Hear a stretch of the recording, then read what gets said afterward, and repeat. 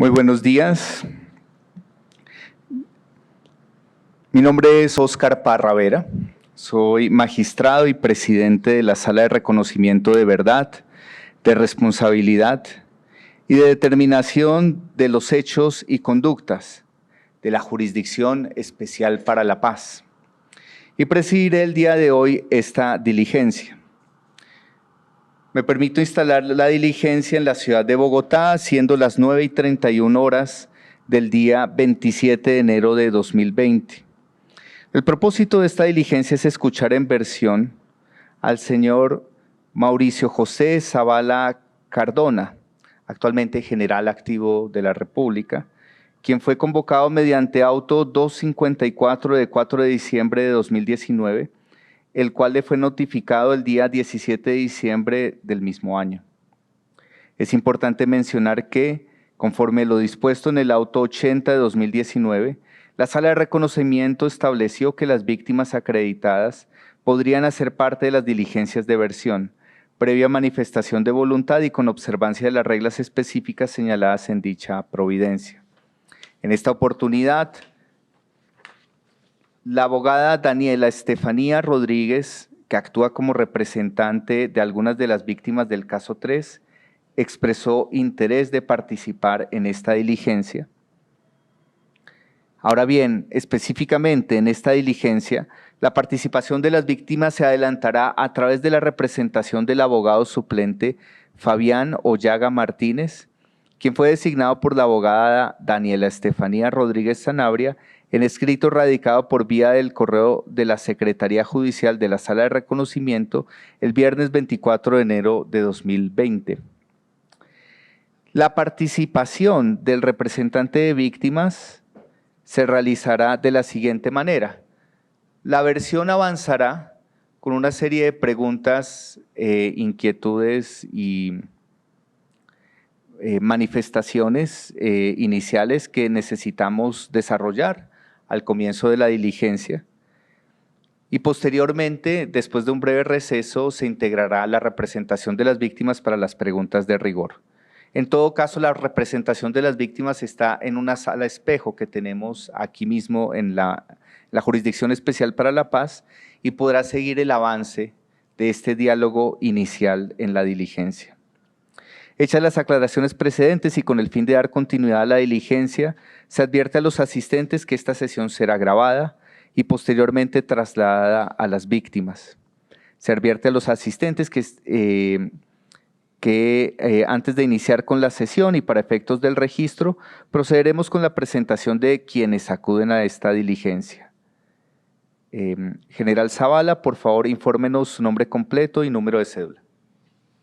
Honorable magistrado, muy buenos días para usted y todos los que nos acompañan. Yo soy el brigadier general en servicio activo Mauricio José Zavala Cardona. Mi cédula de ciudadanía es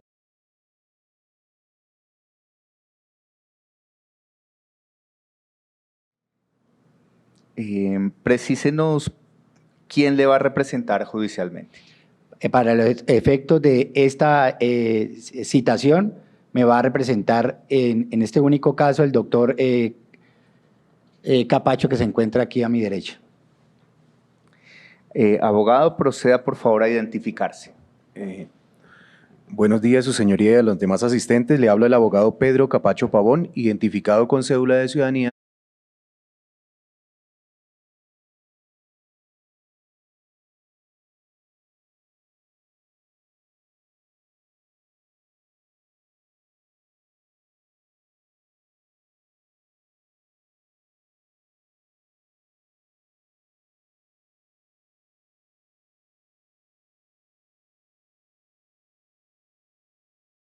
Para efectos, su señoría, le solicito que me reconozca personería jurídica. Voy a actuar únicamente en esta diligencia. Perfecto. En este caso, como usted no ha sido reconocido ante esta jurisdicción como apoderado del señor Zavala, vamos a proceder al otorgamiento de poder respectivo. General Zavala Cardona, usted le otorga poder al profesional en derecho aquí presente para que lo represente en este proceso de acuerdo con lo consagrado en el artículo 77 del Código General del Proceso. Sí, señor magistrado. Abogado, ¿acepta usted el poder conferido por el señor Zavala Cardona? Sí acepto el poder, señoría. Se reconoce personería jurídica al abogado presente para actuar como defensor de confianza del general Mauricio José Zavala Cardona en el marco del caso 3 de la Sala de Reconocimiento de Verdad y Responsabilidad. Se concede el turno de la palabra a la delegación de la Procuraduría para su identificación.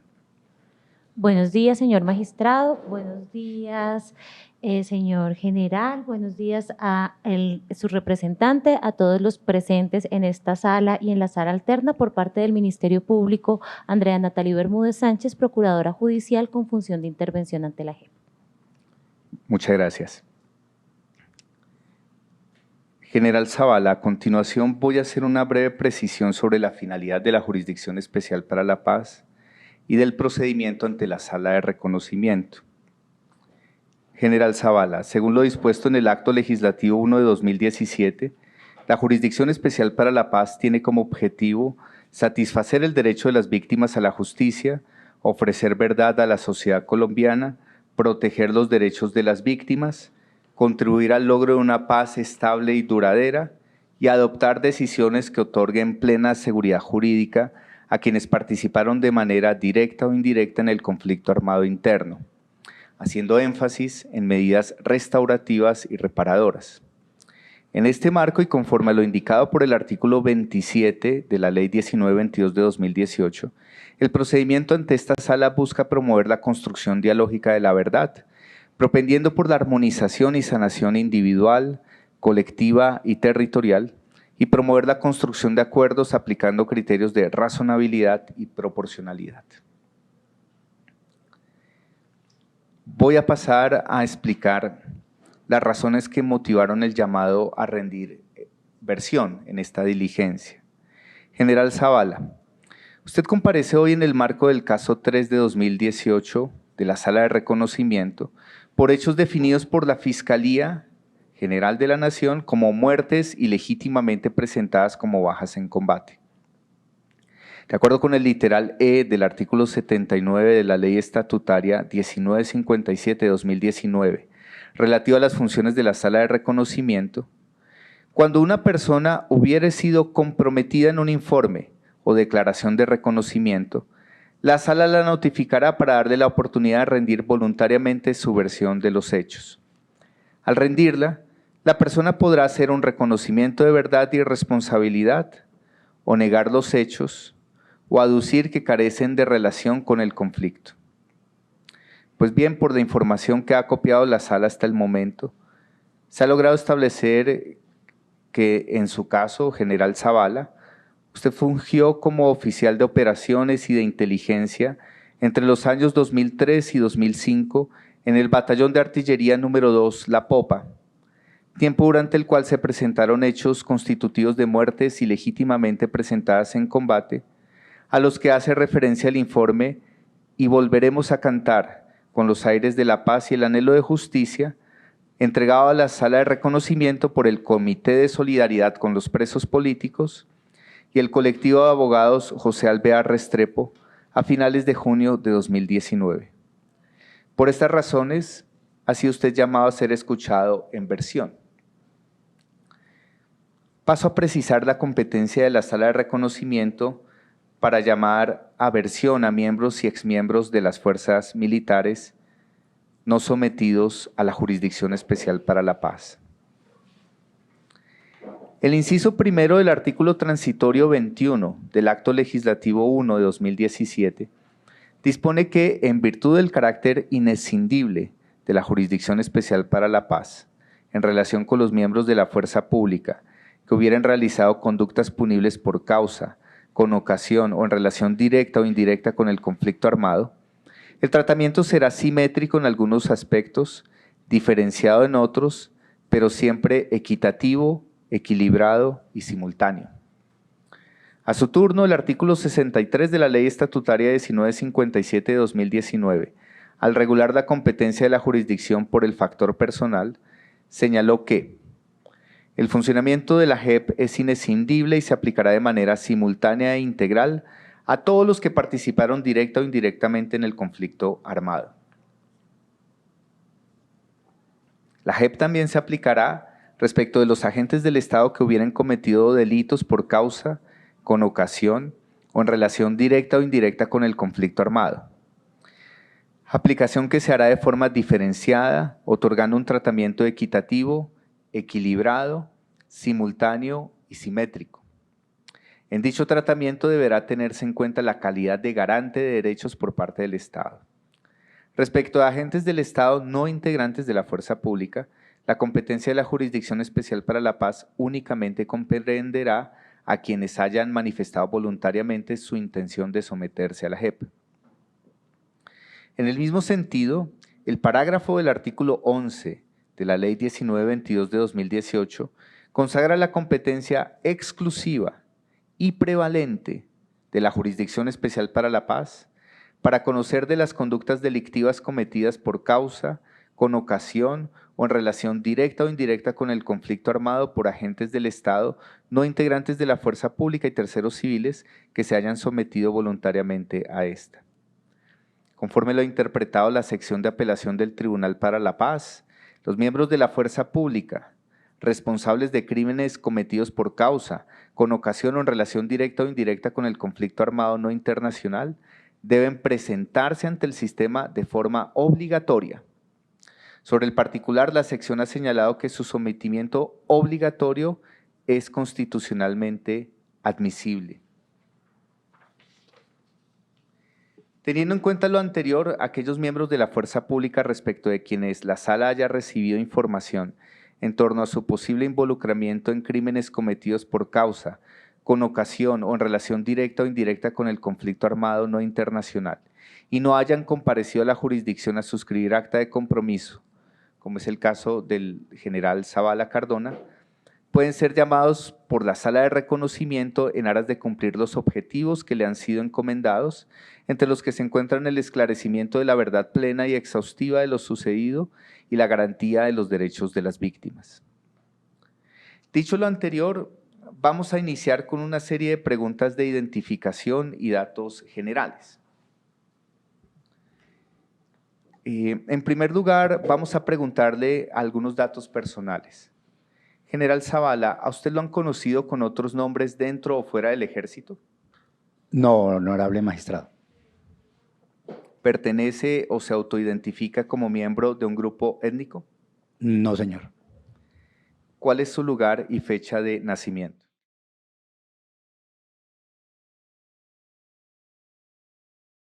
¿Cuál es su estado civil? ¿Cuál es el nombre de su madre y de su padre?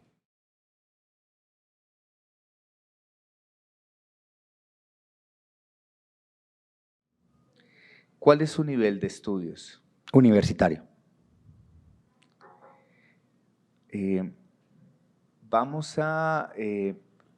Creo que tenemos una interrupción por el tema del café.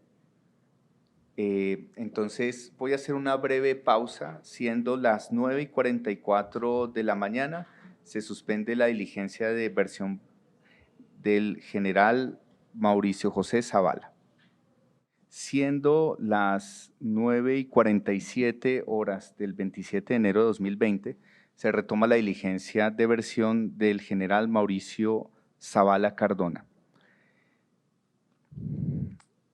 Estamos apenas en el inicio de la diligencia con algunas preguntas globales sobre su situación personal y generales de ley.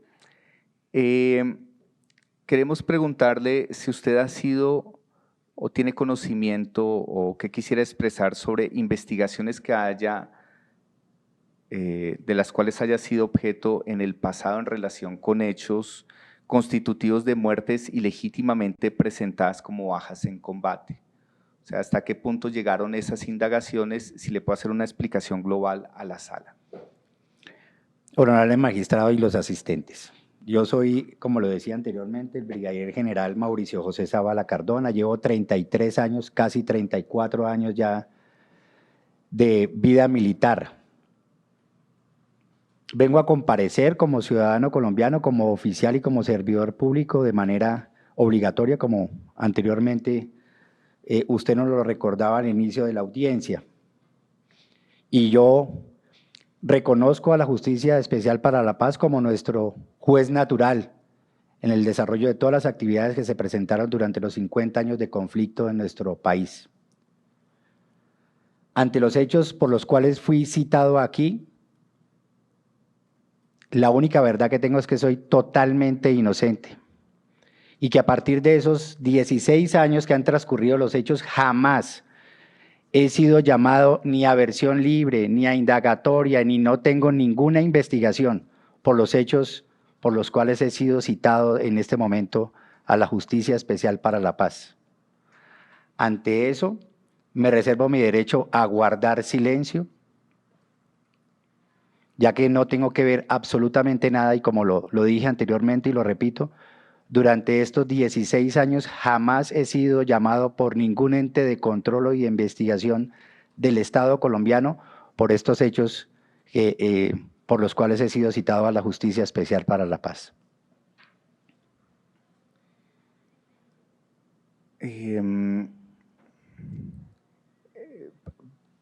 Vamos a proceder de la siguiente manera. Yo quiero a continuación explicarle brevemente en qué consiste esta versión, esta diligencia de versión, para que quede absolutamente claro el alcance, sentido de lo que usted nos está manifestando hoy en el sentido, respecto a guardar silencio, que obviamente es su derecho, uno de sus derechos constitucionales.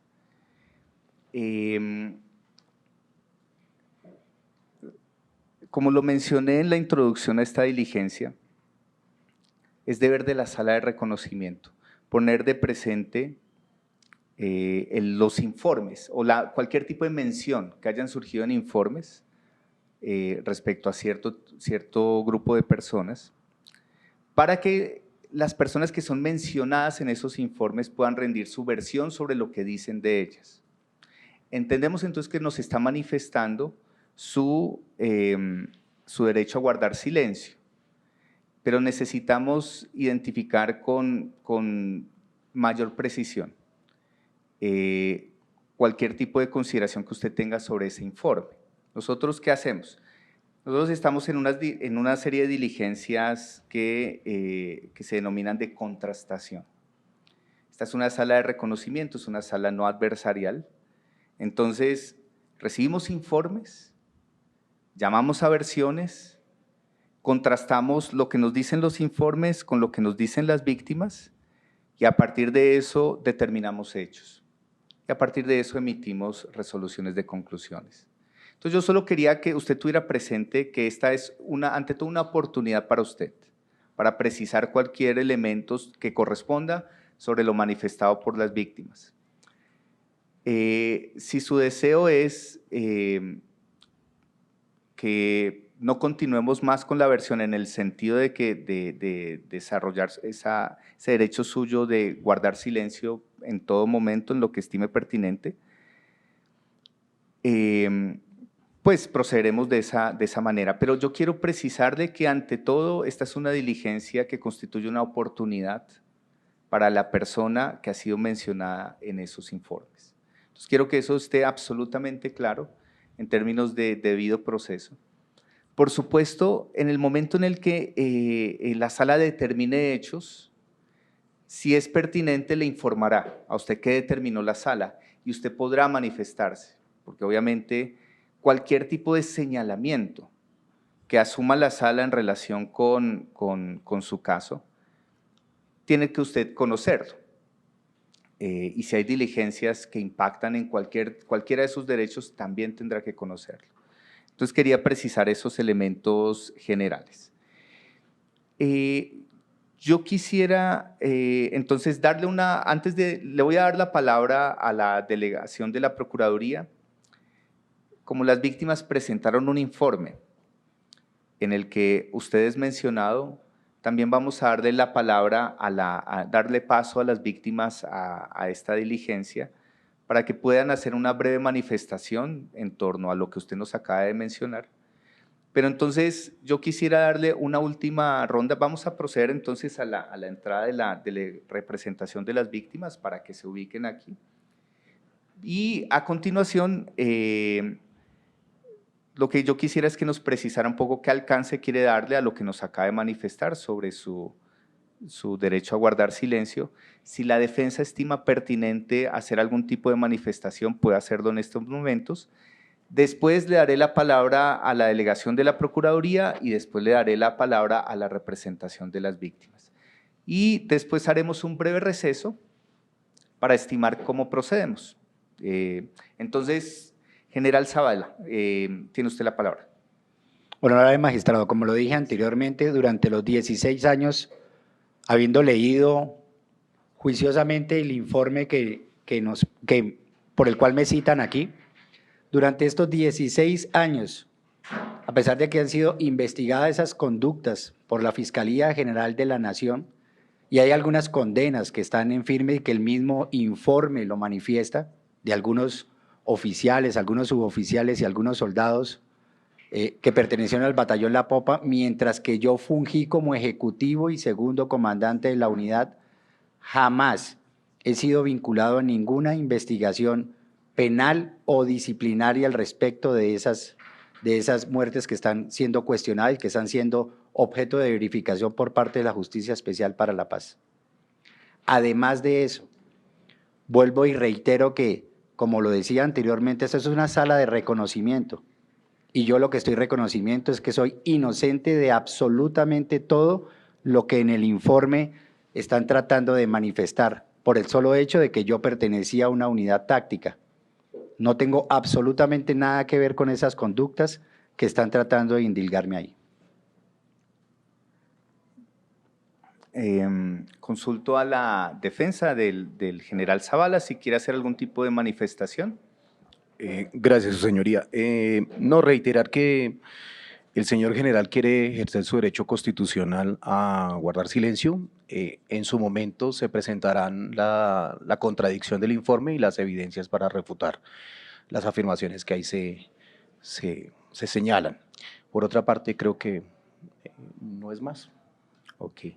Vamos a darle la palabra a la delegación de la Procuraduría y a la delegación de las víctimas para algunas breves manifestaciones. Luego hacemos un breve receso y después haré una última intervención para precisar lo pertinente. Procuraduría.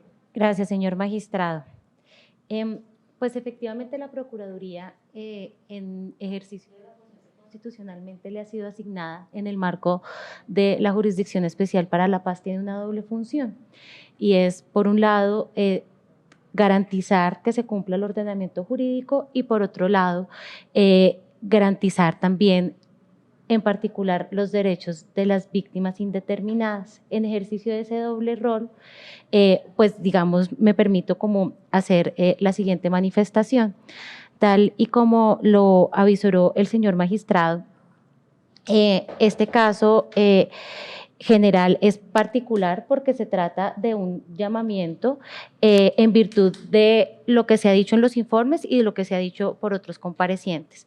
¿Y qué hace? Pues que la comparecencia, más no el sometimiento, pero que la comparecencia sea de carácter obligatorio.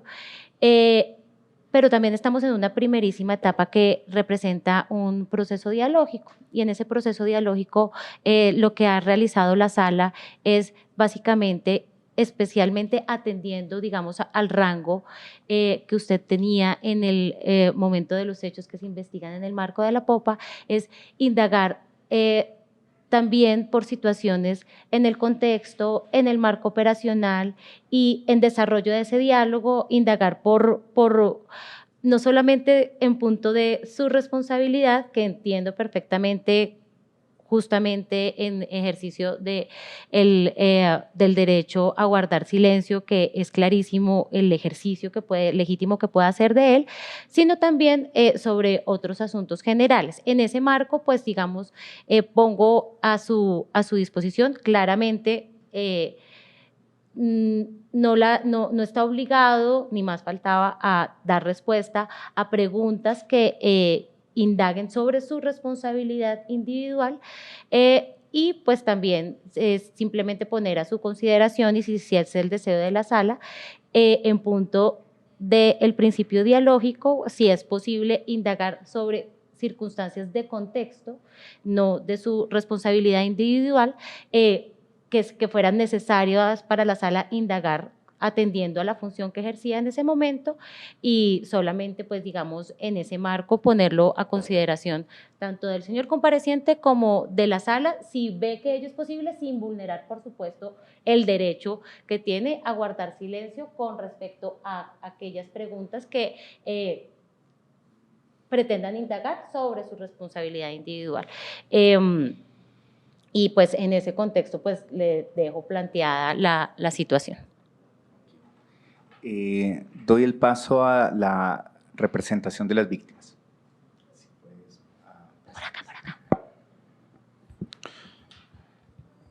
Muchas gracias, magistrado. Efectivamente, reiterando la intervención de la Procuraduría, en el sentido que, como lo ha dicho el magistrado al inicio de la diligencia, estas son unas audiencias preliminares, que en el ejercicio de la construcción dialógica de la verdad, lo que se persigue es que todos los actores que hayan de una u otra forma intervenido o tenido conocimiento de los hechos materia de investigación puedan aportar desde su realidad la verdad de manera colectiva. Finalmente, con la intención de quienes son víctimas, en este caso 03 particularmente, puedan tener la información detallada de las causas, los motivos, los agentes, los actores y los elementos sustanciales que conllevaron a que estos hechos se hayan generado. Finalmente sabemos que esta comparecencia y la participación en la JEP en esta etapa es de carácter voluntario, y que finalmente lo que se persigue es la construcción de la verdad. Es como un ejercicio compartido como responsabilidad como Estado y como sociedad en una justicia transicional de poder todos los actores incorporar elementos. Finalmente, su apoderado señaló, si mal no entendí, que habrá una respuesta posterior en la medida en que usted continúe con la postura de guardar silencio, que es todo su derecho en esta etapa procesal, pueda darle respuesta al informe que se presentó por parte de las organizaciones de víctimas, documentado por víctimas, en el caso en que se pueda dar respuesta formal a alguna información de la que se encuentra allí detallada, sería para nosotros de vital importancia. Reitero igualmente lo que la procuradora ha señalado. Podría eventualmente en esta audiencia, respetando esa posición que usted esboza de guardar la verdad, de no autoincriminarse, de no asumir responsabilidades, la de poder generar un espacio en el que la magistratura y los aquí presentes podamos hacer preguntas de contexto que permitan dilucidar algunas situaciones particulares que conllevaron eventualmente a la comisión de ciertos hechos en la unidad militar a la cual usted participó. Situaciones de contexto que tendrían que ver más con la política operacional, con la información que podría eventualmente dar en relación con la estrategia militar, en relación con las órdenes de mando, en relación con algunos otros temas que no necesariamente involucran su responsabilidad, sino la guardando, obviamente, si el concepto no es técnico, las directrices operacionales que pudiesen eventualmente conllevar a que estas situaciones se pudiesen haber presentado. Finalmente, la complejidad del conflicto, la diferencia de los actores, la disimilitud de situaciones que se han presentado y la gravedad de los hechos que en este caso 03 investiga, requiere realmente el concurso y la participación de todos los actores que de una u otra forma tuvieron conocimiento de manera directa o indirecta en los hechos. Para nosotros, como representantes de víctimas y para las víctimas en su conjunto, es importante que una persona de su jerarquía y de su mando aporte a la verdad bajo ese contexto inicialmente y posteriormente, si a bien lo tuviera, poder brindar información más profunda en relación a lo que usted eventualmente pudo haber tenido conocimiento sobre políticas y directrices y orientaciones militares o políticas que se pudieron haber dado en su unidad militar o a nivel nacional, que hubiesen podido llevar a que estos hechos que se investigan hubiesen podido dar. Respetamos su posición, la comprendemos, sabemos de su honor militar y finalmente también esperaríamos anhelantes que se dé respuesta a nuestro informe, como su abogado lo manifestó en la intervención. Muchas gracias. Muchísimas gracias. Entonces, siendo las 10:05 de la mañana, se suspende la diligencia de versión del general Mauricio José Zavala. Les vamos a pedir 10 minutos. Si finalizamos antes, les avisamos y haré unas manifestaciones últimas al respecto. Pero sí, por favor, adelante y en 10 minutos nos reunimos. Buenos días, siendo las 10:29 de la mañana del 27 de enero de 2020, continuamos con la diligencia de versión del general Mauricio José Zavala Cardona. Hemos hecho algunas reflexiones en el siguiente marco. Actualmente yo hago parte de una sala de reconocimiento que conformamos 6 magistrados, que viene adelantando 7 macrocasos en diversas temáticas. Parte de lo que estamos tratando es de unificar cierto tipo de proceder en algunas materias y obviamente el grueso y lo más importante de las decisiones se concentran en el pleno de la sala de reconocimiento. Es decir, yo instruyo este caso, el caso 003 con 2 colegas más, pero las decisiones principales quedan siempre en manos de la sala, los 6 magistrados de la sala. Analizando el tipo de proceder que hemos desarrollado hasta el momento en los diversos casos, lo que hemos verificado es la pertinencia vamos a continuar con la diligencia. Usted tiene el derecho en el marco de lo que ha expresado, guardar silencio en lo que estime pertinente, pero para la sala es relevante hacerle una serie de preguntas. Insisto, usted me irá precisando frente a cada una de esas preguntas y lo puede consultar con su abogado cuáles quiere contestar, cuáles no quiere contestar, pero este es el momento procesal para aclarar su versión sobre los hechos contenidos en el informe. Eso sin perjuicio de nosotros en cualquier momento podemos seguir acopiando información, podemos seguir hoy. Hemos impulsado diversos tipos de diligencias probatorias en lo que corresponde a la sala de reconocimiento. Recordemos que después de la sala de reconocimiento sean etapas adversariales o no adversariales en el Tribunal para la Paz. Pero entonces también tenemos una vocación de avanzar ciertamente rápido o con un principio como lo ha denominado la sección de apelación de la Jurisdicción Especial para la Paz, con un principio de estricta temporalidad.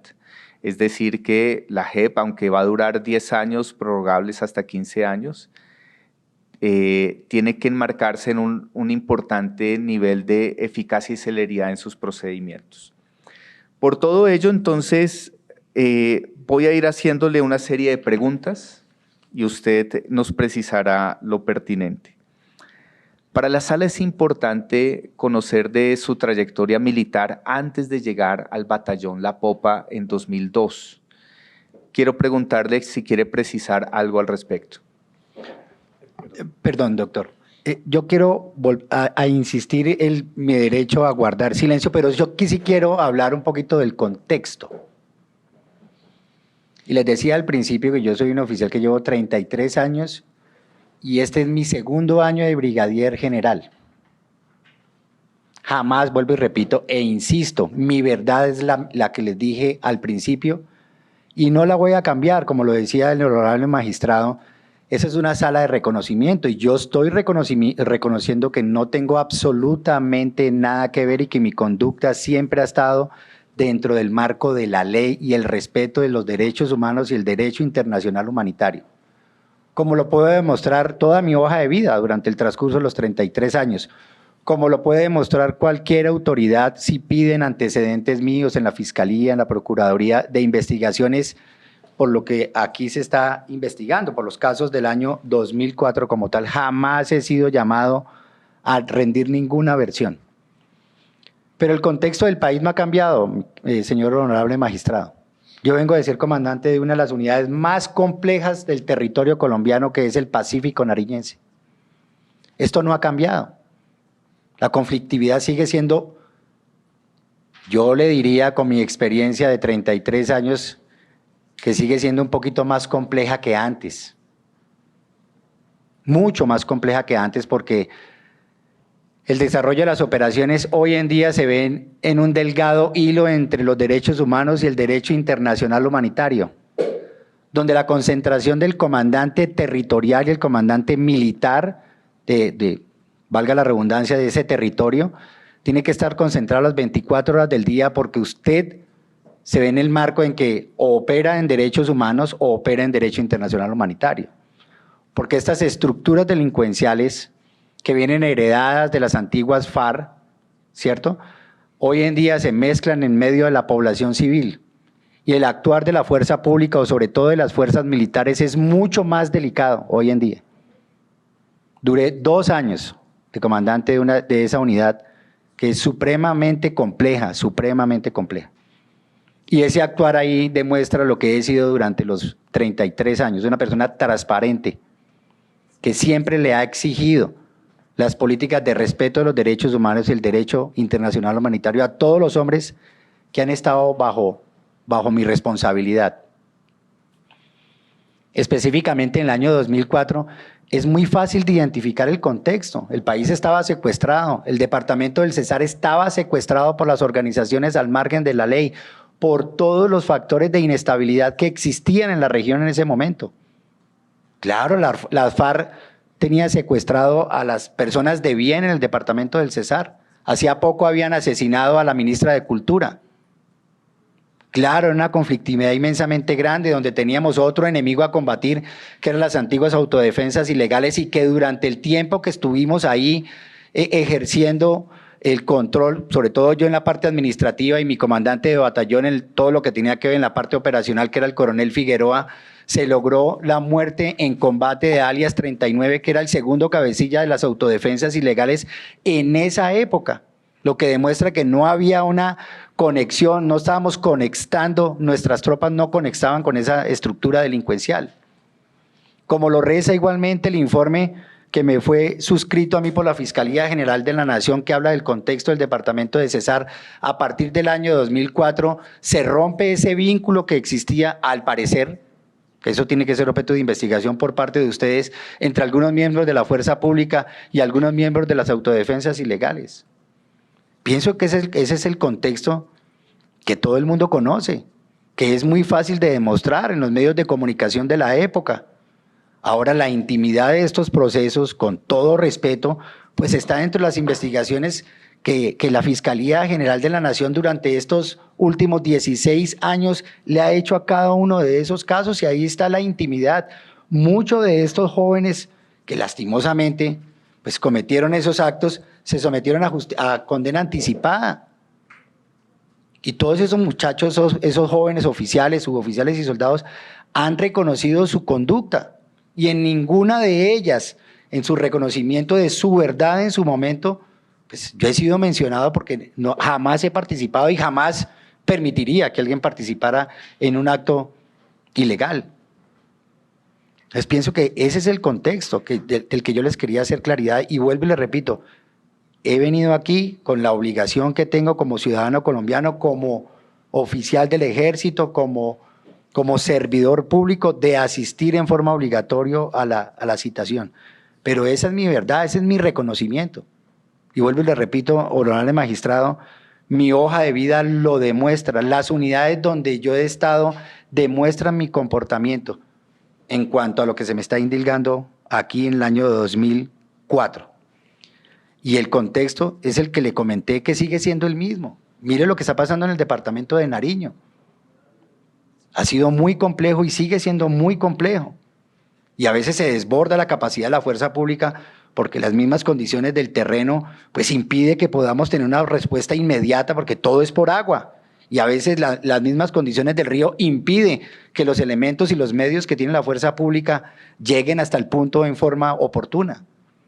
Seguimos en un complejo conflicto, pero pienso yo que en un marco mucho más delicado del que se vivía en la época, porque ya las organizaciones perdieron ideología, ya no es la antigua ideología de las FARC, que era la toma del poder por la vía de las armas, sino que son estructuras netamente narcotraficantes, no más.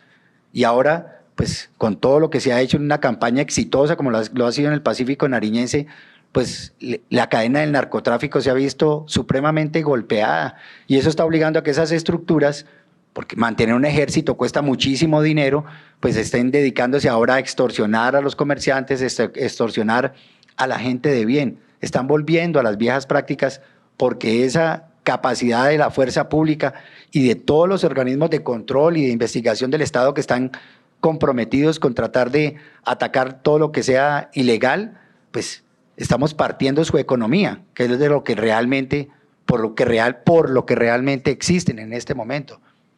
Yo pienso que el contexto sigue siendo complejo en el país, en algunas regiones, porque todavía subsiste el narcotráfico, y en esa época era porque había una ideología del intento de una estructura delincuencial por tomarse el poder del Estado colombiano por la vía de las armas. Ahora, en el marco de lo que nos viene precisando, yo quiero hacerle algunas preguntas, insisto. Usted nos va precisando si quiere mantener su garantía de guardar silencio, pero algunas son meramente descriptivas para entender cierto tipo de información. Por ejemplo, la primera de esas preguntas está relacionada con establecer en qué momento llega usted al Batallón La Popa y en qué momento usted termina su paso por el Batallón La Popa. No sé si eso quiera precisarlo el día de hoy. Sí, inclusive yo lo tengo aquí documentado en una certificación que entrega el Ejército Nacional. Yo salí trasladado el 1 de julio del año 2003.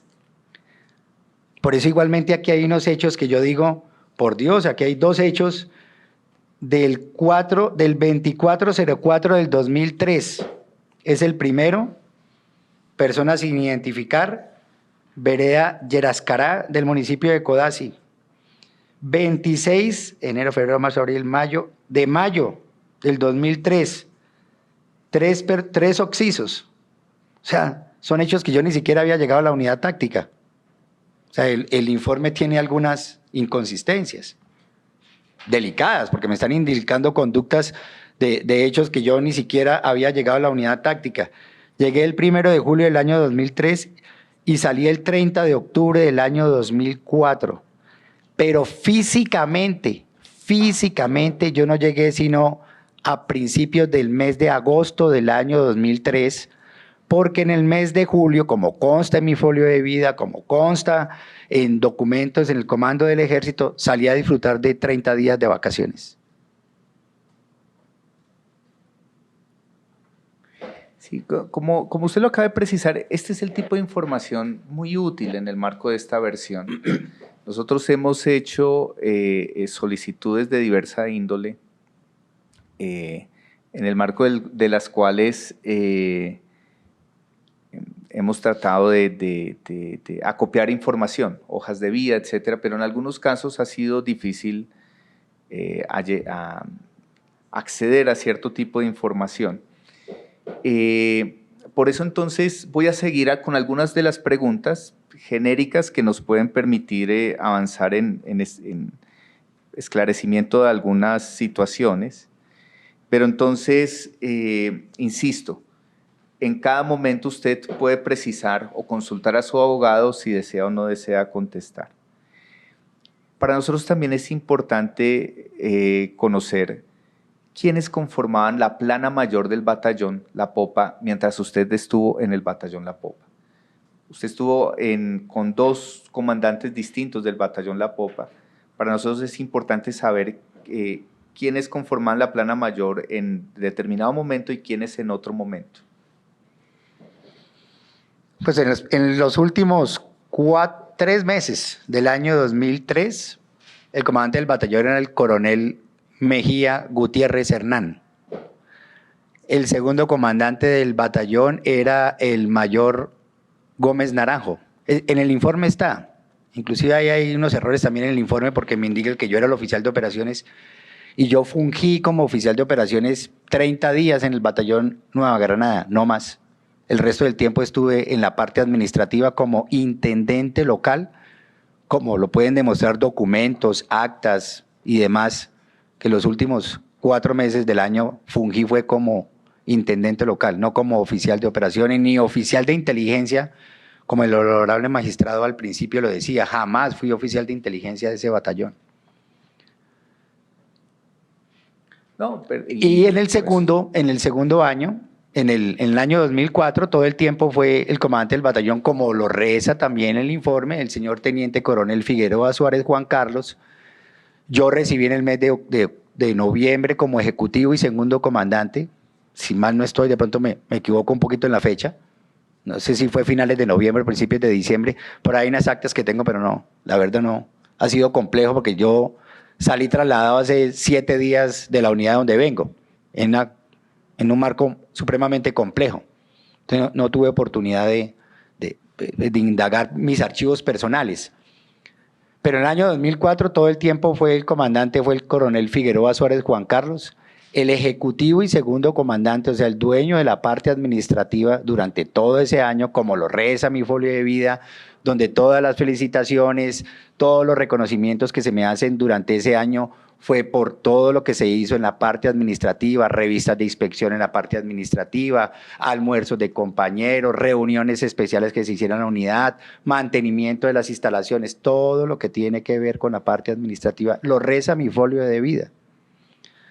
El oficial de operaciones en esa época era el mayor Gutiérrez, también lo reza aquí en el informe, el capitán de inteligencia era el capitán Carrillo, ese era como lo que me acuerdo en ese momento, pero también lo reza en el informe, ahí en el informe sí está bien, en el año 2004. ¿Y conoce usted en qué momento fue creada la 10ª Brigada Blindada?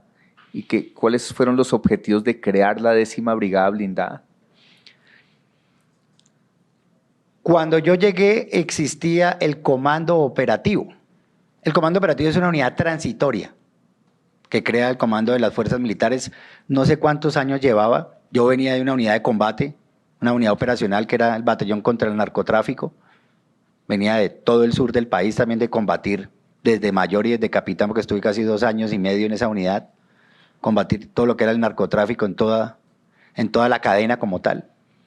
Pero en esa época estaba el Comando Operativo y después, posteriormente, se crea la brigada, creo que eso fue a mediados o a finales del año 2003, que se crea la 10ª Brigada Blindada.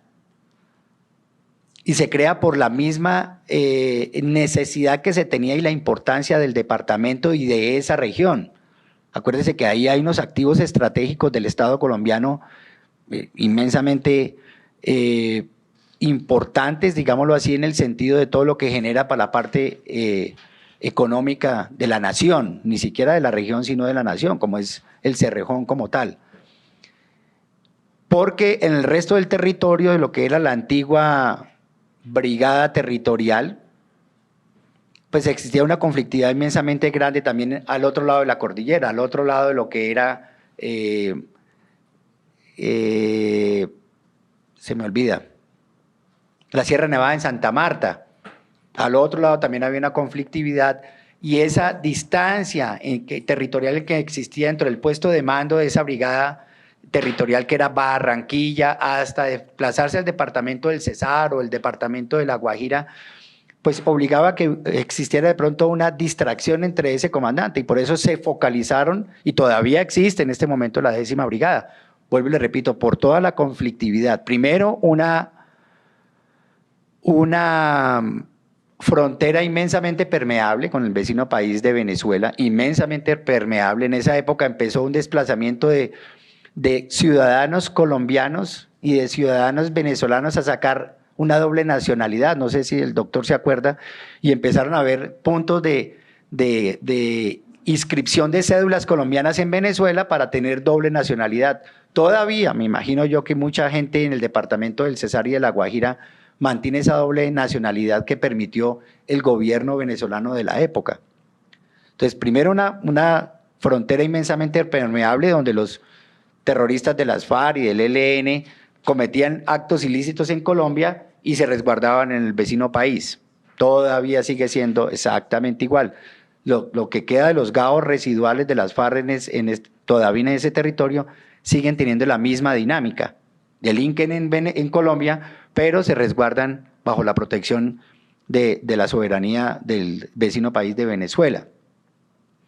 Entonces pienso yo, pues yo era mayor, recién ascendido, o sea, no, desconozco realmente cuáles fueron las intenciones del Comando de la Fuerza en esa época para crear la 10ª Brigada, pero pienso yo que hoy ya, pues como decía usted, mi querido honorable magistrado, con la experiencia que tengo después de 33 años y con el conocimiento que tengo de la amenaza del país durante tantos años, pienso que la intención fue focalizar esa responsabilidad inmensamente grande de cobertura con el vecino, con la frontera con Venezuela, más la protección de los activos estratégicos que existen en la región. Y usted mencionaba el Comando Operativo 7, el Comando Operativo. ¿Cómo funcionaba en su momento o las relaciones del Comando Operativo 7 con el Batallón La Popa? Es decir, ¿qué tanto tenían de alguna manera algún tipo de control el Comando Operativo 7 en lo que hacía el Batallón La Popa? Pues el mismo que tenía yo de la unidad que vengo. Yo tenía una unidad agregada operacionalmente que era el Batallón de Selva número 53. Operacionalmente. Todas esas unidades transitorias tienen una responsabilidad en el mando operacional, en el control operacional, en el diseño también de las campañas como tal. Me imagino yo que igualmente el Batallón La Popa y todas las unidades que cubrían en ese momento el comando operativo, si mal no estoy, era el Batallón de La Guajira, el Batallón de Infantería, no me acuerdo en ese momento el nombre, más el Grupo Mecanizado Rondón también de La Guajira, más el Batallón La Popa, más el Batallón Los Guajiros, que estuvo en una época agregado operacionalmente, más el Gaula Cesar, más el Batallón Energético Vial número 1, más el Batallón Energético Vial número 2, pues correspondían a esa estructura, ¿no? Y en particular, quiero preguntarle si usted, que en esa época era mayor, si participaba de alguna manera en reuniones con miembros del Comando Operativo 7. El Batallón La Popa en esa época era una unidad sui generis. No existía en lo que existe en este momento, que eran los centros administrativos y contables. Hoy en día, esos centros administrativos y contables absorben todo lo que es la parte administrativa, de las unidades territoriales. Ahí se concentra todo lo que son los contratos, todo lo que son adquisiciones, todo, absolutamente todo el planeamiento logístico para el normal desempeño de una unidad, compra de víveres, repuestos, enseres, todo lo que se requiere. En esa época que yo estaba, lo ejercía era yo. O sea, yo era el centralizador del batallón La Popa, del Gaula, en una época del batallón Los Guajiros, después sale segregado a otra región de la brigada, de la división, del Gaula Militar, del batallón energético y vial número 1 y del batallón energético vial número 2, más las derogaciones o las delegaciones económicas que le llegaban del comando del ejército al comando operativo. Ellos también tenían unas partidas funcionales y yo era el que se planeaba por intermedio de sus solicitudes todo lo que era el tema de contratación. O sea que yo, el 99.9% se me iba en el planeamiento y en la ejecución administrativa, porque eran dineros. Me acuerdo yo que en los procesos contractuales que jamás había hecho yo en mi vida, y jamás me había enfrentado a eso, era se me olvidó, eso se llama a un proceso contractual de mayor cuantía, una licitación, creo que así que se llama, ya hace mucho tiempo no estoy en la parte administrativa, que para eso conté, gracias a mi Dios, con la gran fortaleza de la Contraloría General de la Nación, y cada uno de todo lo que se hizo en el proceso contractual, siempre tuve un veedor de la Contraloría.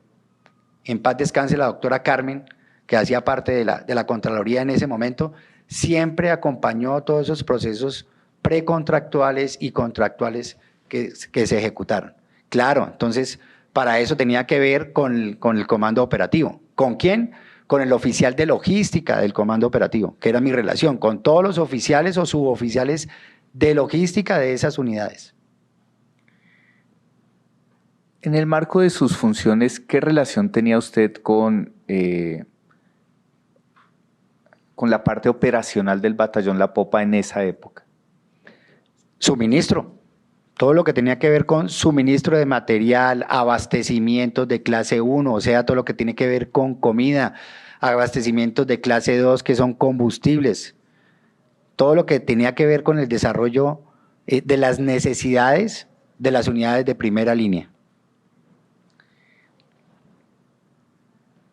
¿En algún momento estuvo usted a cargo del pago de recompensas? No, coronel magistrado, yo no tenía nada que ver con el pago de recompensas, eso era directamente el comando del batallón con el oficial de inteligencia. Se llaman gastos reservados. Inclusive todavía se maneja así, honorable magistrado. Yo en la unidad de que vengo de liderar, era el oficial de inteligencia con el segundo comandante en esta época ya, porque ya yo tengo una unidad a nivel brigada, casi que a división por el tamaño, más el suscrito era quien firmaba las actas de pagos de recompensas.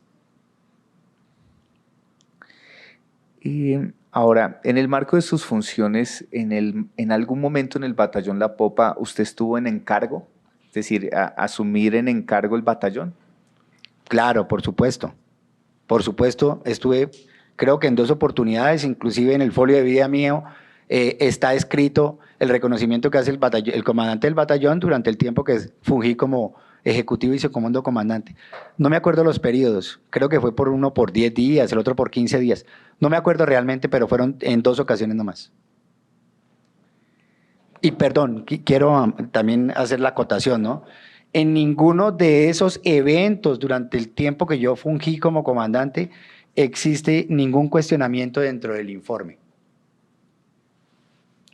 Sí, nosotros en el marco de esta diligencia de versión, vamos a proceder a ponerle de presente unas versiones de otros comparecientes que hemos recibido que mencionan algunos hechos. Hay menciones que es pertinente que usted las conozca y las valore después. O sea, no las vamos a retomar el día de hoy para que usted conozca esas versiones con más detalle, haciendo alusión a hechos puntuales. En una de ellas se hace alusión a un momento en el que usted estaba en encargo, pero insisto, necesitamos que usted vea a profundidad esa versión para que pueda manifestarse sobre ella. Pero en términos de estas preguntas más generales, queremos preguntarle ¿cómo operaban esos encargos? Es decir, ¿quién establecía de alguna manera el alcance de cómo iba a desarrollarse su encargo? ¿Era el comandante en particular en ese momento? Y queremos saber si usted estuvo en encargos con el coronel Mejía y si estuvo en encargos con el coronel Figueroa, o si fue solamente con el coronel Figueroa o solamente con el coronel Mejía. No, sí, siempre estuve en encargos con el señor coronel Figueroa. Y el competente, para terminar la pregunta, el competente del nombramiento como comandante encargado es la unidad inmediatamente superior.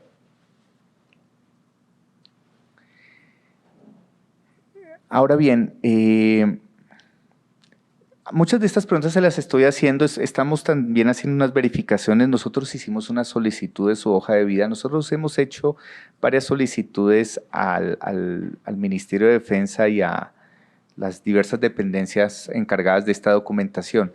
En el caso suyo, entendemos que no nos ha llegado todavía la hoja de vida y por eso tenemos estas complejidades y por eso si tuviéramos alguna dificultad adicional, no sé si usted cuenta con una copia específica de toda su historial que precise fechas con más claridad. Quería preguntarle si eso está si usted cuenta con ese documento suyo de su trayectoria específica con especial concreción de fechas, sería muy valioso que lo pudiera aportar a esta sala, porque nos permite aclarar muchos de los temas que estamos preguntando. Ahora bien, doctor, sí. Perdón, qué pena que le interrumpa. Yo tengo aquí una copia del folio de vida de ese año 2004 y tengo esto, pero lo tengo rayado aquí por detrás. No sé si le sirve una fotocopia, pero aquí certifica las fechas en las unidades en que yo he estado durante todo el tiempo que he estado en la fuerza. Perfecto. Ahorita en un receso vamos a tomar copia, lo vamos a poner de presente para los y las intervinientes. Y por eso entonces eso nos va a permitir precisar algunos temas. Eventualmente es posible que después de esta diligencia tengamos más preguntas. Podemos eventualmente citarlo nuevamente o hacérselas por escrito, pero voy a seguir con algunas preguntas generales.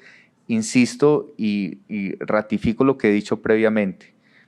Se ha hecho una manifestación del interés en guardar silencio, entonces en cualquier momento, cuando usted estime pertinente que no quiera contestar una de las preguntas, lo puede precisar o consultarlo con su abogado. Vamos a seguir con estos temas generales. En algún momento vamos a darle la palabra brevemente a la Procuraduría, a la representación de las víctimas y operará la misma dinámica. Usted puede guardar silencio en lo que estime pertinente. Y queremos seguir profundizando en su paso por el Batallón La Popa. Precísenos cuántas unidades conformaban el Batallón La Popa a su llegada a esa unidad militar. Doctor, normalmente las unidades están conformadas por 5 baterías, se llaman así, ¿no? O compañías en otras unidades. En artillería se llaman baterías, de la A a la E, más una batería de instrucción. O sea, 6 unidades. Y ¿recuerda usted en particular cómo funcionaban en esos momentos los grupos especiales dentro del Batallón La Popa? En esa época, no solamente en el Batallón La Popa, sino en todas las unidades del país, se habían hecho unos entrenamientos diferenciales. Hoy en día, esas estructuras ya no son de tamaño pelotón, lo digo, vuelvo y le repito, lo mismo que está sucediendo hoy en día. Yo tenía una unidad especial que es una fuerza de despliegue rápido, que tienen los soldados, todos son soldados profesionales, tienen unas capacidades especiales en su entrenamiento, especiales digo yo, es que tienen condiciones de desarrollar operaciones en el día, en la noche, capacidad de efectuar operaciones de asalto aéreo en el día o en la noche, que no la tienen otros soldados del país. Esta unidad de la que yo vengo es una unidad que es, o que se utiliza en áreas donde las condiciones son muy complejas en el país. Esa unidad donde vengo tiene un batallón que tiene unas capacidades diferenciales a los otros 3. Yo tenía 4 batallones orgánicos. Y ese último batallón, que es un batallón de reconocimiento y acción directa, tiene capacidades diferenciales o distintivas de los otros batallones. Igualmente en esa época, los batallones tenían unidades o pelotones que salían de su área, eran entrenados en Tolemaida y regresaban con esas capacidades distintivas a su batallón. En el batallón cuando yo llegué existían 2 unidades con esas capacidades, o sea, 2 pelotones. ¿Cuáles eran? Creo que uno se llamaba Trueno y el otro, pero eran los indicativos de radio, pero ellos pertenecían a una batería, pero el indicativo de radio creo que era Trueno y el otro, no me acuerdo.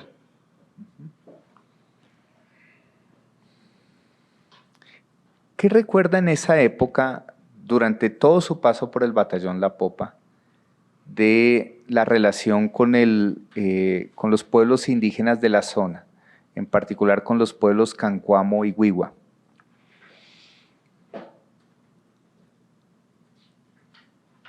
Sigue siendo igualmente, vuelvo y repito porque esto no ha cambiado, sigue siendo una relación compleja. Y vuelvo y le reitero, de donde yo vengo, la relación sigue siendo la misma, porque con la responsabilidad o con lo que le permite la Constitución y la ley de acuerdo a sus autonomías y su independencia, pues a veces se ve limitado, no limitado, sino que se dificulta a veces las actividades operacionales, porque lastimosamente nuestros indígenas están en medio de 2 posiciones. Una, la de mantener sus costumbres, la autonomía de su territorio, pero lastimosamente dentro de sus mismos resguardos delinquen organizaciones al margen de la ley. Todavía sigue siendo igual. Y a veces dificulta el desarrollo operacional. ¿Por qué? ¿En qué sentido? Porque lastimosamente la gran mayoría de nuestros indígenas están sometidos o están amedrentados o amenazados por esas mismas organizaciones al margen de la ley que le impiden denunciar, que les impide sacarlos de su territorio. Todavía sigue siendo igual, y lo vemos en todo el territorio colombiano. En esa época era igual, o sea, también había estructuras delincuenciales lastimosamente dentro de los resguardos indígenas. No estoy muy enterado en este momento de lo que pasa en el departamento del Cesar, pero me imagino que es muy parecido. Todavía existen estructuras delincuenciales de los gaos residuales dentro de algunos resguardos indígenas. Lo hablo por el territorio de Nariño, sigue siendo exactamente igual. Todavía hay estructuras delincuenciales de los antiguos gaos, de las antiguas FARC, hoy en día gaos residuales, que están delinquiendo dentro de los resguardos indígenas. Entonces, ¿por qué digo que es complejo? Porque la dinámica a veces, yo directamente no planeaba operaciones, pero sí se veía que manifestaciones de algunos resguardos indígenas cuando se hacían capturas dentro de sus resguardos. Y se venía gran cantidad de indígenas al casco urbano del municipio de Valledupar a hacer esas manifestaciones por algunas capturas que se hacían. No había mucha participación de los resguardos indígenas con las autoridades regionales. No hablo solamente de la fuerza pública, hablo también de la fiscalía y demás, por el mismo temor que se tenía de que fueran objeto o se convirtieran en objetivo por parte de esas estructuras delincuenciales, ¿no? Y voy a retomar algunas preguntas relacionadas con su paso por el batallón La Popa en este sentido. ¿Quién le designó a usted como oficial digamos, al momento en el que usted llega a la popa, o reformulo mi pregunta en estos términos, incluso también, insisto, reitero nuevamente, cualquier precisión de lo que usted quiera guardar silencio nos la precisa. Entonces, reitero la pregunta. ¿Por qué usted llega al batallón La Popa? O sea, esa sería la pregunta. ¿Quién le designó para ser trasladado al batallón La Popa? Eso es una consideración, todavía también existe, es así, de acuerdo a las necesidades del servicio, a un sistema de rotación que tiene la fuerza.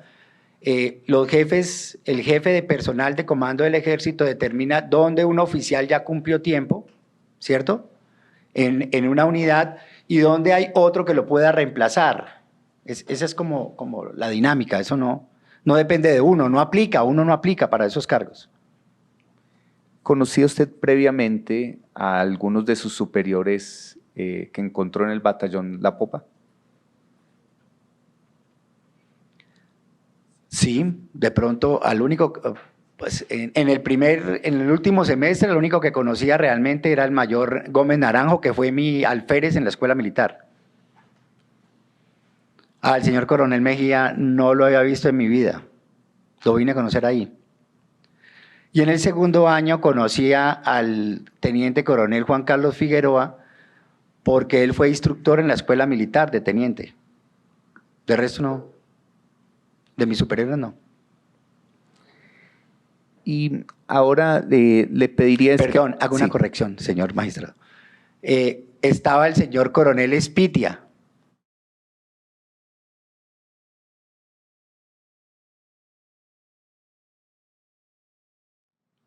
Que era comandante de la brigada después en el segundo año. Ok.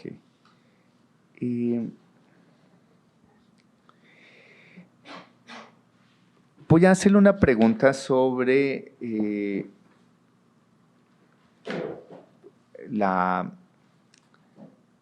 rol que tenía la plana mayor en la época de los hechos.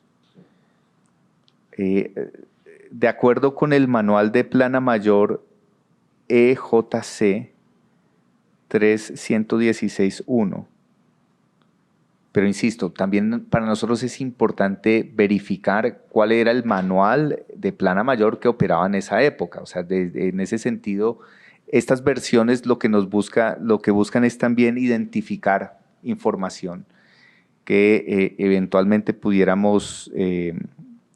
fortalecer el trabajo de la sala de reconocimiento en esa materia. Pero por lo menos el manual de plana mayor en EJC 3.116.1 señala que, comillas, a medida que el comandante recibe nuevas informaciones durante su proceso militar de toma de decisiones, decide qué se puede hacer con ellas. Cuando se le ordena una nueva misión o se enfrenta a una nueva situación, analiza, con la ayuda de su plana mayor, aquellos factores que afecten sus posibles cursos de acción. Luego de recibir todo el asesoramiento y considerar todos los factores, él solo es quien decide el curso de acción. Aquí queremos preguntarle por su rol como miembro de plana mayor. Y aquí es importante precisar en qué momentos durante su permanencia en el batallón La Popa usted hizo parte de la plana mayor. Entonces comienzo por esa pregunta y después le haría otra. Yo fui ejecutivo y segundo comandante del batallón La Popa y como tal fungía como miembro de esa plana mayor. Y cada uno, como lo dice el reglamento, cada uno de los miembros de la plana mayor aporta inquietudes o recomendaciones dentro de su campo de responsabilidad, el de inteligencia, en un planeamiento que se hace inicialmente antes del desarrollo de la campaña en cada uno de los años. Se hace un plan táctico por parte del comandante y cada uno aporta un informe, eso se llama, o en esa época se llamaba anexos. Anexo del de personal y hace un análisis de cómo está la unidad en el tema de personal para el cumplimiento de la misión a inicio de cada año. Segundo, el de inteligencia, cómo está el contexto de enemigo, cantidad de hombres, en qué parte delinquen, cómo era la forma de delinquir. El 3, en la parte de operaciones, qué se requiere, si tiene capacidades para el desarrollo y cumplimiento de la misión en la unidad táctica o no. El 4, en la parte logística, y cada uno aporta dentro de su área de responsabilidad ese análisis que tiene. Se le entrega al comandante y el comandante determina y se hace unos cursos de acción y que el comandante determina cuál va a ser el curso de acción que se va a tomar. Ejemplo, allá existía 3 factores de inestabilidad en esa época. Las autodefensas ilegales, FARC, con varios frentes, no me acuerdo en ese momento cuáles, y ELN. Entonces, es un plan táctico, el comandante puede determinar cuál va a ser su objetivo principal a atacar, a neutralizar en el desarrollo de operaciones militares. Porque también había otros factores de inestabilidad, el tema de la migración, el tema de contrabando, el tema de extorsiones que también sucedían, había unas bandas que se dedicaban a la extorsión, o sea, había varios factores de inestabilidad. Pero en ese contexto el comandante determina cuál es el que realmente está causando más daño en la región, a la comunidad, y cuál realmente está causando un factor de desequilibrio en el tema de seguridad en la región. Digámoslo así, ¿quién es el que lo lidera más? Y de acuerdo a eso el comandante dice, nos vamos por este curso de acción. ¿Hacia cuál enemigo? Tratar de neutralizar o de tratar de que sus niveles de criminalidad reduzcan hacia la población civil. Ahora, en el marco de su conocimiento como miembro de la Plana Mayor y de los cargos que usted tuvo dentro del batallón La Popa, ¿alguna vez hizo firmar o conoció de algún tipo de compromiso a los comandantes de pelotón para dar un cierto tipo y número de resultados operacionales? En las hojas de vida, creo que sí. Si mal no estoy, en las hojas de vida se firman unos compromisos a alcanzar. En cada uno, me explico, en cada área del territorio usted determina qué enemigo hay y el comandante determina en qué área del territorio va a colocar cada una de esas compañías. Entonces distribuye su área de responsabilidad. Cada batallón tiene una jurisdicción y de acuerdo a esa jurisdicción el comandante determina qué compañía va a llevar el esfuerzo principal y qué otras compañías van a apoyar ese esfuerzo en ese esfuerzo principal. ¿Cuál va a ser un esfuerzo principal o cuál va a ser un esfuerzo de contribución y qué unidades de pronto van a mantener en reserva para ser empleadas en un momento decisivo en la maniobra que se está desarrollando? En esa época, no solamente yo, sino en todo el país, se determinaron unos objetivos por cumplir. Los mayores, yo coloco un ejemplo, ¿no? Es como en un juzgado. Un juzgado tiene determinadas investigaciones, unas preliminares, otras que ya son formales, y me imagino que el Tribunal Superior al cual le corresponde ese juzgado, le determina unas metas a cumplir en esos procesos, o sea, evacuar la mayor cantidad posible dentro de los términos de ley cada uno de esos procesos, ¿cierto? Igualmente, en las unidades militares en esa época se colocaba el cómo usted iba a afectar esa amenaza dentro, siempre, igual que en la rama judicial y en cualquier otra empresa, dentro de los marcos legítimos de la ley, cómo usted va a disminuir, en qué porcentaje va a disminuir ese enemigo. Todo dentro del margen de la ley. ¿Por qué? Porque, a ver, somos unidades que estamos comprometidos no con uno mismo, sino con quién, con una comunidad que es la que está siendo afectada por esa amenaza. En esa medida, pues usted tiene que, o se colocaba en los folios de vida, qué objetivo se alcanzaba o qué porcentaje se comprometía a alcanzar a afectar esa amenaza que le fue asignada. ¿Me explico? Yo estaba en este momento en el departamento de Nariño y estaba atacando una estructura que se llama la Oliver Sinisterra, conocida con su cabecilla principal era alias Guacho.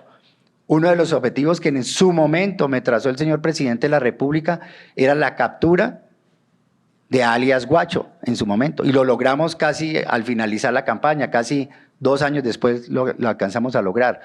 Pero eran unos objetivos. ¿Por qué? Porque ese cabecilla estaba causando un daño inmensamente grande a la comunidad.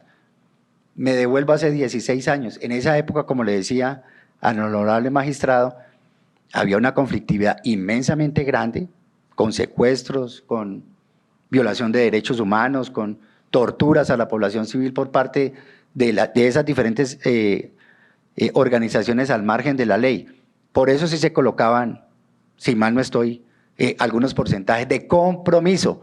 Todos, y también lo dice, me imagino que el compromiso lo dice, todos enmarcados dentro del marco del derecho, de los derechos humanos y el derecho internacional humanitario. Pero en algún momento esos compromisos estuvieron asociados a producir un número determinado de bajas. Es afectaciones. Es que el enemigo no solamente se diezma dándole de baja en combate. Si presenta combate, pues claro que usted como ser humano tiene que defenderse. Tiene que hacer empleo de las armas que el Estado colombiano le ha dado para su defensa personal y de la del pueblo colombiano. La afectación de un enemigo se mide también en capturas, en desmovilizaciones, en retoma de territorio, en sacarlos de un territorio donde ellos ya lo manejan y lo controlan a otro que de pronto no manejen y se vuelva más vulnerable para que sean más efectivas las operaciones militares como tal. Pero, doctor, sí. pero quiero aclarar, eso no lo colocaba, eso lo coloca el comandante del batallón de acuerdo a las áreas que le asignan a cada una de sus unidades. A cada una de sus unidades. Y él determinaba en esa época, pues, de acuerdo a la cantidad de terroristas en armas, pues de acuerdo a esa cantidad se trataba de mirar a ver cómo en esa campaña de ese año se podía diezmar la voluntad de lucha y de delinquir de esos terroristas. Pero ¿recuerda usted que alguno de los comandantes del batallón La Popa con los que usted trabajó haya hecho firmar compromisos numéricos específicos de producción de bajas? No, son 16 años, no. Pero vuelvo y repito que en ese contexto, claro, en su hoja de vida usted tiene unos compromisos, es que el formato de la hoja de vida lo dice. Funciones, por ejemplo, dicen las funciones de cada oficial y cada suboficial. Me explico, capitán, comandante de una batería, y ahí dicen las funciones de ese comandante de la batería. Habla de las funciones específicas y ahí en ese folio de vida él mismo se traza unos compromisos también y cada comandante firma sus compromisos.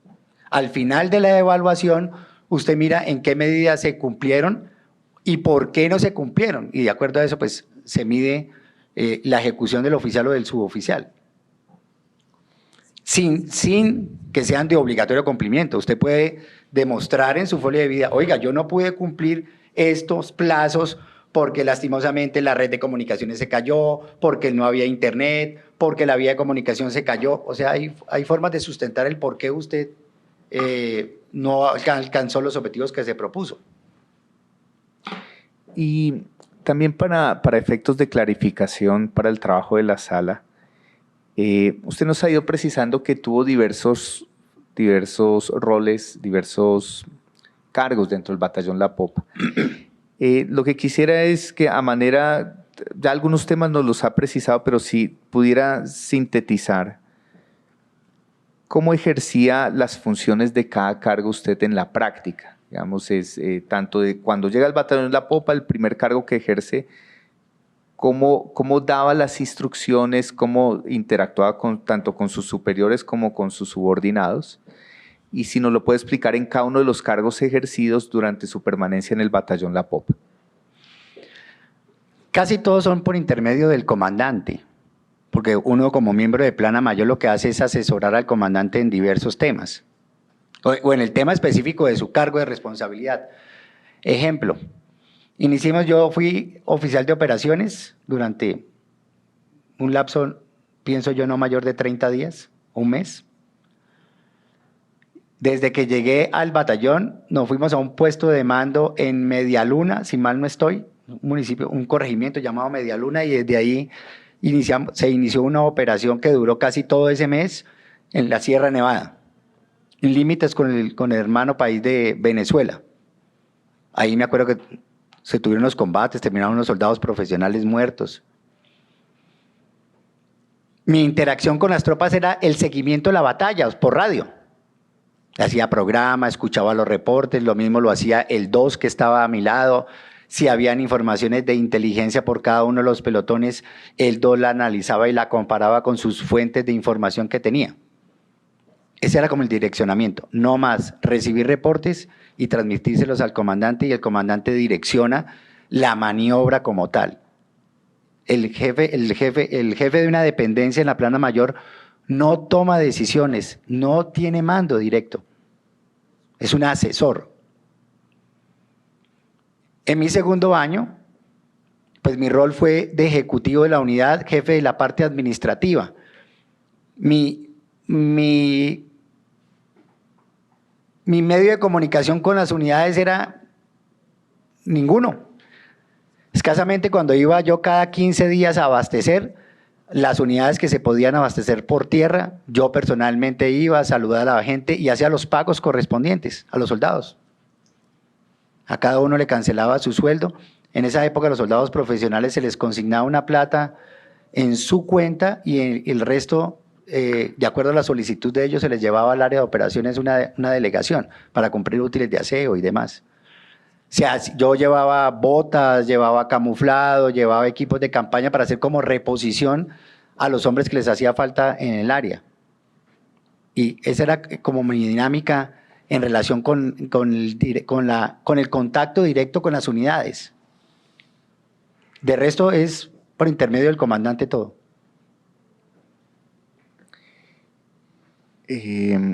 Voy a hacer un breve grupo de preguntas, después vamos a hacer un breve receso, y después vamos a darle la palabra a preguntas de la Procuraduría y de la representación de las víctimas hasta este segmento general.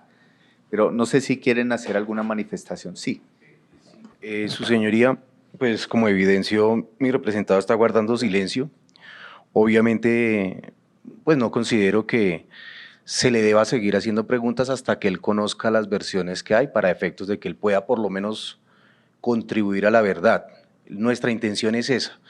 Me gustaría, su señoría, con el mayor respeto, que le pusieran de presente las versiones y que si quieren otra oportunidad, mi representado analiza las versiones y les puede colaborar en relación con esas versiones para darle mayor claridad al despacho. No sé si usted esté de acuerdo.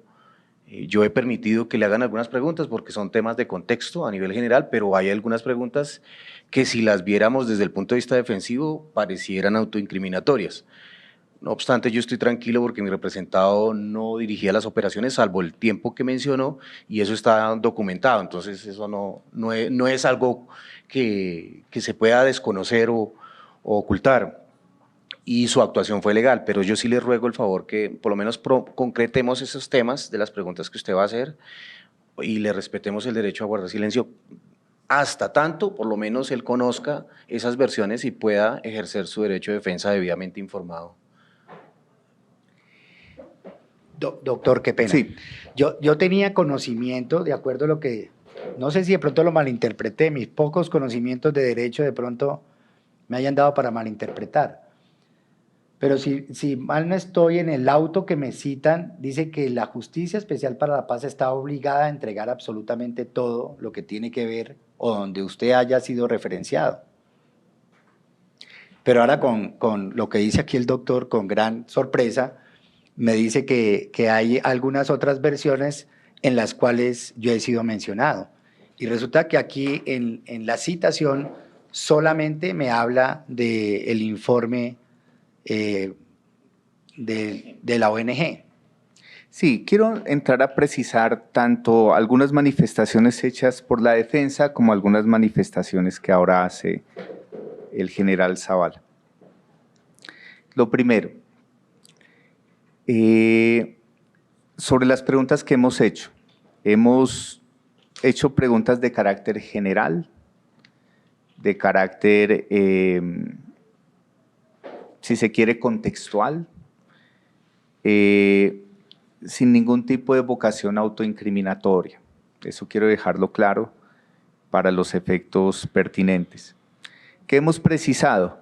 Que el momento para precisar lo que haya que precisar sobre el informe presentado por las víctimas es este momento. En segundo lugar, quiero precisar algunos elementos de la metodología de trabajo de la sala de reconocimiento que es importante para lo que plantea el general Zavala. Lo que estás analizando la sala de reconocimiento es un macrocaso, el macrocaso 3, denominado muertes ilegítimamente presentadas como bajas en combate.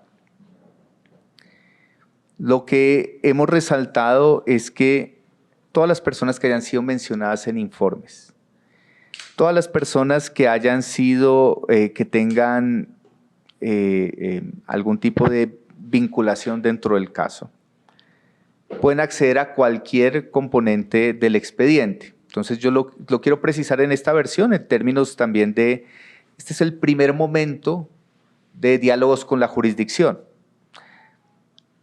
Es posible que la jurisdicción en el marco del direccionamiento del caso tenga diversos tipos de priorizaciones internas.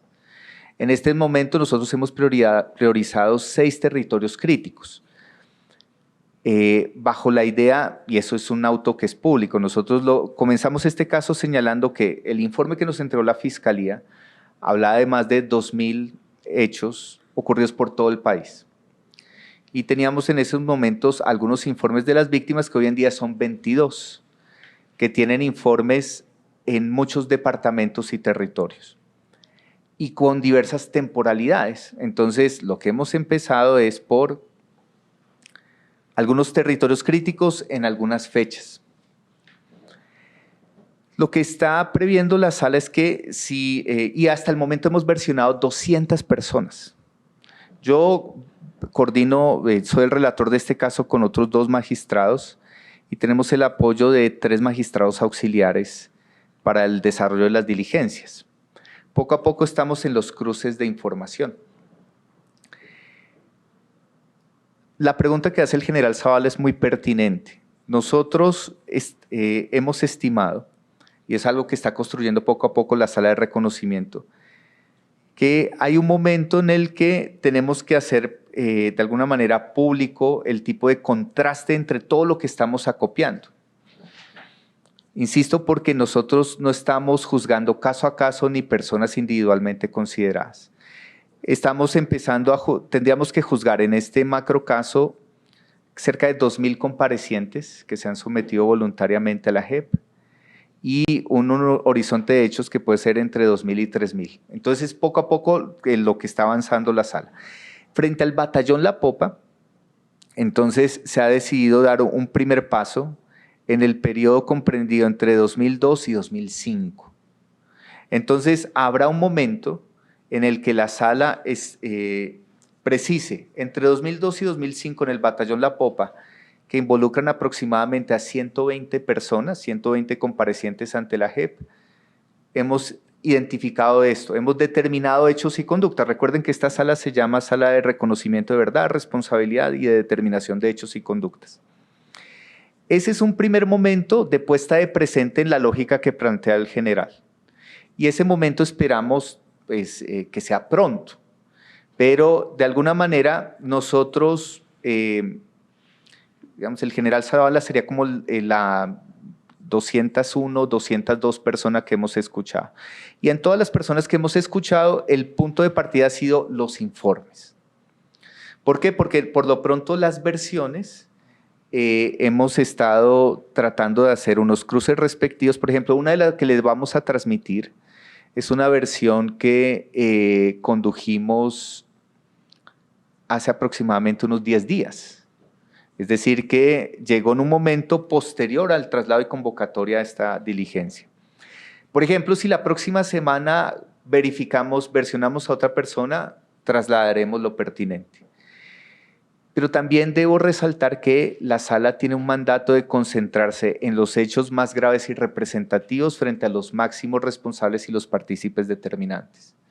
Por eso la sala tiene una discrecionalidad también para decir, nos vamos a concentrar en los partícipes determinantes que tienen cierto tipo de señalamientos, y la sala puede darle un curso de acción particular a otro tipo de señalamientos. ¿Por qué? Porque, como ustedes vieron en este documento, el informe en estos momentos que se les transmite abarca, probablemente se le transmitió el segmento relacionado con el batallón La Popa, pero está relacionado con toda la primera división y toda la 10ª Brigada Blindada, que no es solo el batallón La Popa, es también el Grupo Rondón, entre otros. Por eso, lo que quiero resaltar es que atendemos todas las consideraciones que se nos han hecho. Yo creo que en el marco también de lo que se ha precisado en esta diligencia, quiero entonces precisar el curso a seguir. Dado que se ha hecho este planteamiento sobre el derecho a guardar silencio, dado que estamos introduciendo estos temas de contexto, dado que la defensa manifestó que antes de que continúen las preguntas quiere conocer de estas versiones, creemos que un justo medio es dejar la versión del general Zavala hasta el día de hoy en el punto al que hemos llegado. Vamos a poner de presente y van a conocer también las víctimas, la Procuraduría, el traslado inicial. Insisto, nosotros estos traslados en ocasiones lo concentramos en menciones específicas, que en ocasiones surgen, pero son menciones específicas que a veces pueden tener de diverso alcance. Lo que queremos es que ustedes las conozcan y pueda explicar lo pertinente y que le podamos preguntar también lo pertinente en la siguiente sesión. Segundo, puede haber otras versiones que no mencionen al general Zavala, pero que sean fundamentales para el conocimiento de qué pasaba en esa época. Lo que nosotros queremos poner de presente es que el expediente está a disposición de toda la defensa y de todo compareciente. Nosotros no vamos a hacer traslados específicos de las 200 versiones. Sería inviable, no, el procedimiento se demoraría 5 o 10 años. Entonces, pero insisto, habrá un auto, un escrito de determinación de hechos y conductas, que es donde se pone de presente qué ha constatado la sala. Y allí la sala dará las instrucciones pertinentes al respecto. Ahora, insisto, estas son decisiones del pleno de la sala. Si la sala hace precisiones, ajustes en lo que corresponda, se les informará lo pertinente. Entonces, voy a proceder a suspender en este punto la diligencia. Sé que las víctimas han venido, tienen preguntas pendientes, pero vamos a dar este curso del traslado. Vamos a trasladar 3 versiones voluntarias. Insisto, que consideramos que queremos preguntarle en torno a esas versiones. No son, quiero dejarlo hasta en ese punto. Se trata de las versiones e igual con el equipo pertinente precisaremos del entonces teniente Eduard Álvarez, del teniente Moreno Trigos,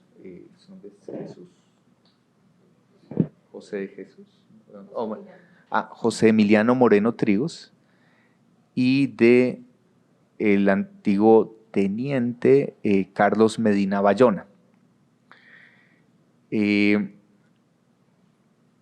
Las vamos a poner de presente en el evento de que consideremos pertinente preguntar algo al respecto. Pero insisto, nosotros tenemos más preguntas generales. Pediríamos es que ahorita vamos a tomar copia de la hoja de vida. Nos pondremos en contacto con ustedes si podemos, si hemos tenido complejidad en el acceso a otro material adicional. Por ejemplo, el manual de plana mayor. Vamos a verificar que tengamos el manual de plana mayor efectivamente vigente en la época de los hechos. Como ustedes saben, en el marco del derecho operacional pueden haber surgido cambios en los manuales, pero aquí nos interesa el periodo 2002-2005. Insisto, la sala después va a continuar con otros periodos que cobijan el funcionamiento del batallón La Popa y de otras unidades militares. Por eso entonces estamos abocados a un periodo de tiempo. El informe es un referente inicial, pero las preguntas de la sala pueden abarcar otros elementos que podamos abarcar en nuestra instrucción, entonces todo eso se le pondrá de presente, entonces de ser pertinente. Por eso, por lo pronto, siendo las 11:38, y solo una última cosa antes de precisar. Vamos a tomar nota entonces de la hoja de vida. Si hubiera algún otro material que ustedes estimen pertinente entregarnos, también podemos tomar copia. No sé si la defensa tenía alguna inquietud. Sí. Gracias, su señoría. Muy claro. También le solicito respetuosamente que si es posible, para efectos de darle claridad también a las víctimas y para poderle dar celeridad a la investigación que usted dirige, que se alleguen a esta actuación todas las sentencias, tanto condenatorias como absolutorias por los hechos de La Popa que está investigando año 2002-2005. ¿Por qué consideramos pertinente eso, su señoría? Porque es indispensable tener esas sentencias, porque en esos casos en la fiscalía mi representado no fue vinculado y ahí hay un material probatorio y un insumo que daría mucha claridad frente a esos hechos, frente a esas conductas ilícitas y sobre todo frente a la inocencia de mi representado, porque rompería el contexto en relación a su responsabilidad. Y frente a esas sentencias, pues mi cliente puede dar unas mayores explicaciones. Eso puede servirles de gran utilidad para no solamente contrastar las versiones que se han rendido, sino verificar qué ha ocurrido en la jurisdicción ordinaria, tanto en las sentencias condenatorias como las absolutorias, versus la responsabilidad de mi representado. Al respecto, voy a hacer una manifestación inicial porque quiero poner esta solicitud en conocimiento de los demás relatores del caso 3 y de la sala si es preciso. ¿Por qué razón? De alguna manera, la respuesta global sería, en efecto, todo eso está puesto a disposición de ustedes porque tienen pleno acceso al expediente. Es un expediente ciertamente voluminoso, que en estos momentos tiene la información de estas 200 personas y tiene entonces muchas piezas procesales relacionadas con estas personas. En relación con el batallón La Popa, en el periodo 2002-2005, hemos versionado aproximadamente 43, 44 personas. Entonces, lo que nosotros hemos insistido es que ustedes pueden acceder a cuanto material del expediente estimen pertinente, pero no estaría en nuestras manos como una precisión también de alguna manera de resaltarles elementos probatorios en particular, porque como ustedes entenderán, la sala está en esa evaluación de qué va a estimar pertinente, relevante para la instrucción. Entonces, el expediente está a disposición de ustedes, están invitados a verlo cuando estimen pertinente.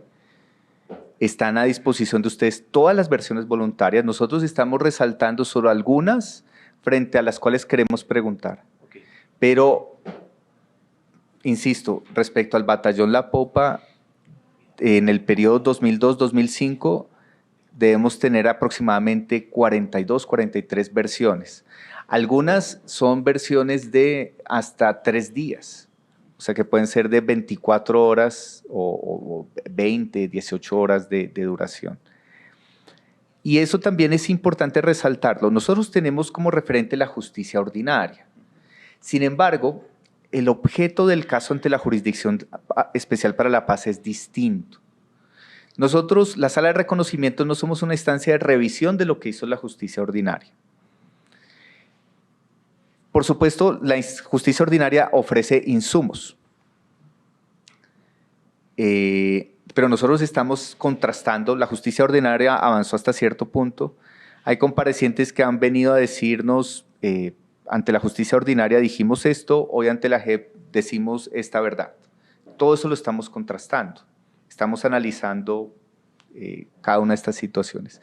Por eso, entonces, quiero ser enfático en que igual trasladaré a mis colegas la solicitud, pero por lo pronto resaltaría que nosotros tenemos un expediente en el marco de los cuales en cada uno de los diversos procesos hemos ido acopiando información. Sí queremos velar por el derecho a la defensa de todo compareciente y entendemos que muchos comparecientes jamás fueron involucrados en diversos procesos. Entonces también entendemos que eso puede limitar el conocimiento que puedan tener de cierta información. Por eso, si queremos preguntar de alguna pieza procesal específica o de alguna manifestación específica, estamos poniéndolas de presente. Y por eso entonces resalto que en el acta obrarán las versiones voluntarias sobre las que queremos preguntar en la siguiente diligencia. Entonces, no sé si hay alguna pregunta. Sé que Ministerio Público, representación de las víctimas, hay preguntas, hay inquietudes. Vamos a dejarlo para el siguiente momento de versión. No sé si hay algún tipo de manifestación o inquietud. Sí, honorable magistrado. Sí quisiera entonces que quede también en el acta que quiero tener acceso y copia completa de todo el expediente que corresponde al batallón La Popa desde el año 2003 hasta el año 2005, porque igual como hay unas versiones que de pronto generan alguna importancia para la sala como tal, habrá otras versiones en que también sean importantes para mí en el tema de defensa, ¿no? Sí, como les decía, entonces el expediente está para acceso de ustedes. Obviamente, como es un expediente grande y voluminoso en su componente electrónico, entonces coordinaremos con la Secretaría Judicial los momentos, si son varios momentos para el acceso. Sin embargo, quiero también resaltar un tema. Para nosotros es importante que podamos desarrollar la continuación de esta versión voluntaria en un tiempo razonable. O sea, sabemos que si usted va a consultar todo el expediente en lo que corresponde a esa época, puede que le tome cierto tiempo de análisis, pero nosotros vamos a establecer una fecha que esperamos no pase de las próximas 2 semanas para la continuación de esta versión.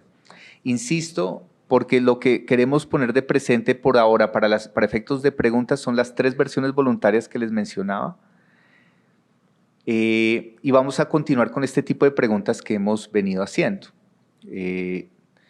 Entonces, lo que queremos ver es unos temas de agenda, de tiempos, y a más tardar el día de hoy o a más tardar mañana les estaremos consultando unas fechas. Ahorita al finalizar la sesión vamos a consultarle también unos temas de tiempos, tanto de defensa como del compareciente, para tratar de identificar algún momento que pueda ser pronto y que pueda permitirnos continuar. Entonces, siendo las 11:46 de la mañana del lunes 27 de enero de 2020, se suspende la diligencia de versión del compareciente señor Brigadier General Mauricio José Zavala Cardona. Muchas gracias.